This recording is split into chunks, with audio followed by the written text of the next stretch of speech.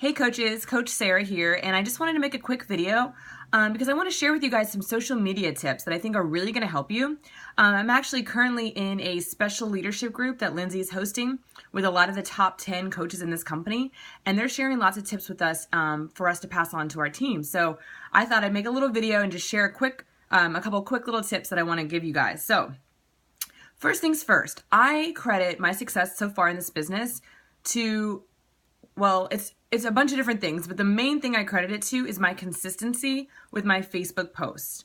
Since day one, when I signed up, I have posted probably at least 3 times a day, every single day.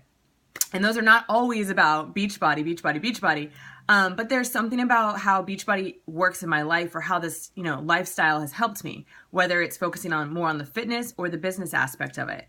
So, that story is going to build, and that's going to build trust. So what I want you guys to do, my challenge for you is, and this is for those of you who want to actually make this into a business, is to post at least 2 times a day, not necessarily, screaming about Beachbody, but somehow sharing your journey, whether it's your personal development. I know Jamie did a great post yesterday on her personal development, incorporated her healthy living and all of that into one, which was awesome. Plus she was in it. That's a big key. I'll get into that. But something about your journey, whether it's your fitness, how you're fitting that into your life, how, your eating is helping you feel better, how Shakeology is helping you feel better, how you're getting to be in this group of other people and you're thriving off of that, or how you're really psyched because you got your first paycheck, or something about how coaching is, even if it's just the accountability or the community, something. So you want to share about that and give value. So either, you don't always have to give like a tip or be an expert, because obviously we're not experts, but share a recipe, share something that helps you in your life, something like that. Going along with posts, be in your posts as much as you can. Now I know it's hard, and trust me, I was anti-selfie when I started this. I hated selfies. I sucked at selfies. It's a skill that gets better, and it's funny because you feel like, ew, I'm overwhelming my Facebook with my picture of myself, but people actually connect more to you when you're in your photos. So quotes are great, and I still use, stock images. But what they always say, and what the top leaders do, is they use those images or those quotes from those images, and they put it on a picture of themselves, or somehow, sharing something about your journey related to that quote, if you're going to just use a quote. But I challenge you to be in your photos more, so you'll get better at it. Let's see. Okay, this is a big one. So I don't know if you guys know this, but majority of people that are friends with you on Facebook do not see your posts. About 12%, I think the average is, see your posts that you post on your news feed. So just because you feel like you're constantly talking about it, those people out there, some of them are never seeing any of that. So, and different ones are going to see different things. But you can control some of that. So, when you first start in this business, you're not going to have a high Facebook affinity built up unless you've been posting about, some of you post about your children, or you've been posting a lot on Facebook before you started this, but I didn't. I was like, my Facebook was dead for months before I started. So I did not have that affinity, which is basically when Facebook shows your post to more people. I didn't have that. So I had to build that. And how you can do that is just by consistency. So the more you post, the more people are going to start to see, the more people are going to start to like, and you're going to have your, they kind of come in waves, but you're going to have your core likers, your followers, but you can control a lot of what people see. So let's say that you have somebody who you're really thinking would be a great challenger. You want them, they're one of your prospects. What you can do, and this is what I suggest doing, this is an awesome tip, going and commenting or leaving little likes work, but not as well as comments or direct messages. So you're either going to want to personally message them and just be like, hey, how are you? Or I see you're doing this, whatever, start a conversation, or just leave them some love on their Facebook wall on any of their posts. And by you commenting or interacting with them, Facebook now sees that you're connected.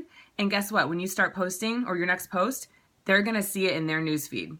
So if you haven't connected in a while with people, it's highly likely that they're not seeing anything that you're posting. So you want to start reconnecting with those people. And like I said, it doesn't have to be you, writing them about Beachbody, but leaving them some love, commenting on their photos. People love that. Everybody's going to want a good comment on their photo.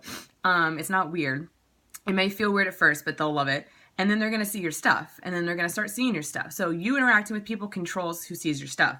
So if you're going to do a challenge group invite post, let's say you're going to post about our next challenge group in March or whatever, Think about who you want. Make a list of those potential challengers that you're thinking of and go give them some love leading up to that post that you're going to post, okay?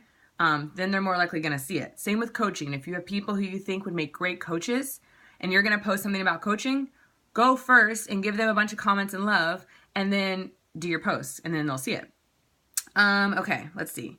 And your affinity is going to build with time, guys. It's a process and it takes momentum, but once you get there, the top coaches have way more people than I have, and I have probably more people than you guys have that see my posts, but it's all going to come with time. Another tip that I'll give you is oftentimes I will, this is a big one. The timing of your post is very important. So think about this. You don't just want to, Friday night, let's say it's a Friday night at 12 o'clock at night.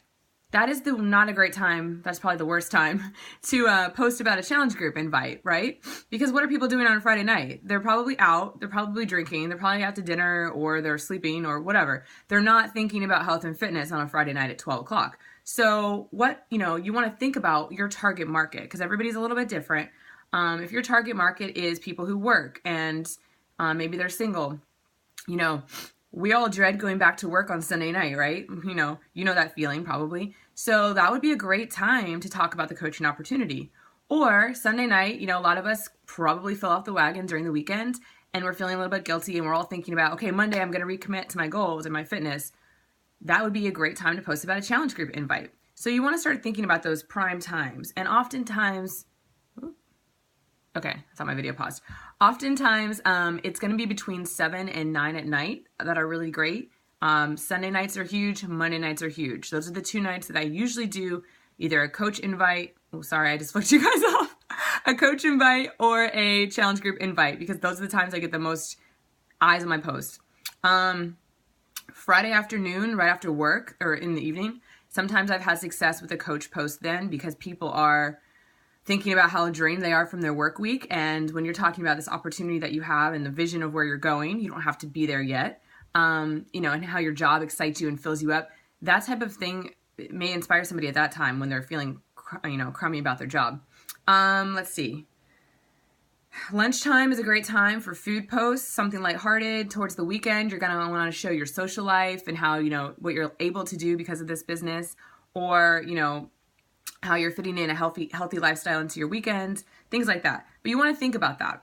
Another thing that you can do, and I think this is my last tip for you, is oftentimes I'll post a post in the morning and let's say it didn't get that much traction, like it just didn't do that well, but I want people to see it because I thought it was really great. So what I'll do is I'll wait to tag myself in it until later. So maybe say I posted at 6 a.m. and that was maybe too early for some people.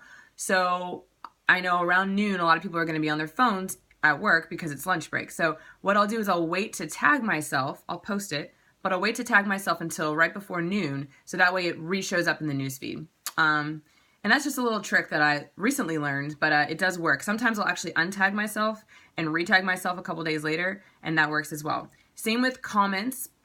The more you comment and people comment on your pictures, the more Facebook goes, oh, people like what this girl has to say. So they put that out into more people's news feeds. So anytime somebody leaves you a comment, you want to reply because that adds to those comments.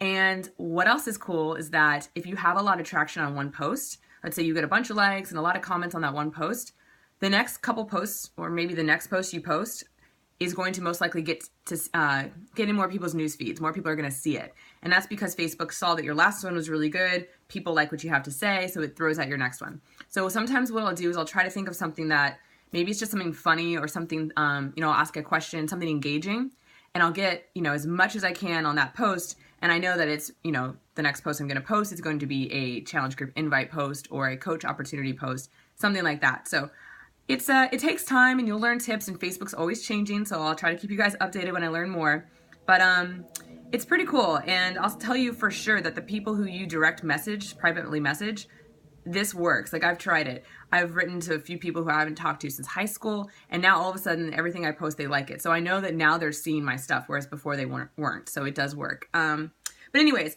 hope that helps. Like I said, it's a process, but you really just want to show consistency, and it's not about being perfect. It's not about being all Beachbody. It's about being you, but showing how these products or this business is blessing your life and how it fits into your life. So hopefully that helps, guys. If you have any specific social media questions, I want you to share them. There's a lot of things that I'm going to go over with you guys as you get further along in this business, but I don't want you to focus on all of those extras. Just focus on your personal Facebook page and just focus on being you. All right? Take care. Have a great day.